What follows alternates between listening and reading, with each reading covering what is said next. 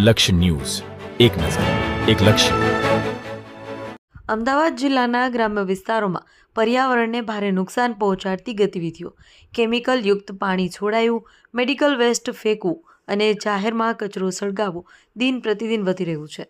આ વચ્ચે સાણંદ ચાગોદર હાઈવે પર એક ગંભીર અને ચોંકાવનારી ઘટના સામે આવી છે, જેણે પર્યાવરણ સંરક્ષણની વ્યવસ્થા પર સવાલ ઊભા કર્યા છે. સાણંદના ચાગોદર હાઈવે પર આવેલા મેટોડા ગામ નજીક હાઈવેની બાજુની જમીનમાં અચાનક લાલ રંગના કેમિકલયુક્ત પાણીનું મોટું તળાવ ભરાઈ ગયું છે. લાલચોળ પાણીથી ભરાયેલા તળાવને જોઈને હાઈવે પરથી પસાર થતા વાહન ચાલકો અને સ્થાનિક લોકોમાં આશ્ચર્યમાં મુકાયા છે. એકાએક આટલા મોટા પ્રમાણમાં લાલ રંગનું પાણી ક્યાંથી આવ્યું એ સવાલ ચર્ચાનો વિષય બન્યો છે.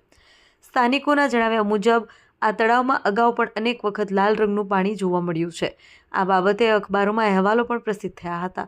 દરેક વખતે તપાસની વાત થાય છે, પરંતુ આજ દિન સુધી લાલ પાણીના સ્ત્રોત અંગે કોઈ સ્પષ્ટતા થઈ નથી.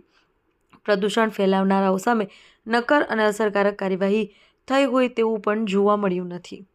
સૌથી ગંભીર એ છે કે ચાંગોદર ગુજરાત પ્રદૂષણ નિયંત્રણ બોર્ડ જીપીસીબીની ઓફિસ નજીક હોવા છતાં આટલા મોટા પાયે ફેલાયેલું કેમિકલ લાલ પાણી અધિકારીઓની નજરમાં કેમ નથી આવતું?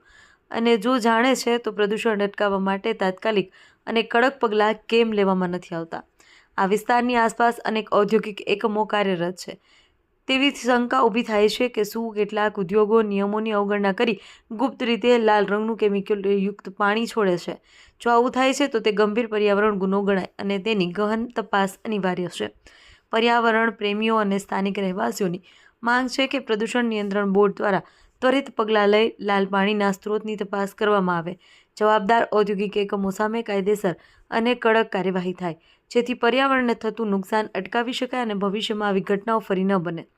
આ ઘટના માત્ર એક તળાવ પૂરતી નથી, પરંતુ સમગ્ર વિસ્તારના પર્યાવરણ અને માનવ આરોગ્ય માટે ગંભીર ચેતવણી છે. રિપોર્ટર ગુલાબ બોધ, સાણંદ.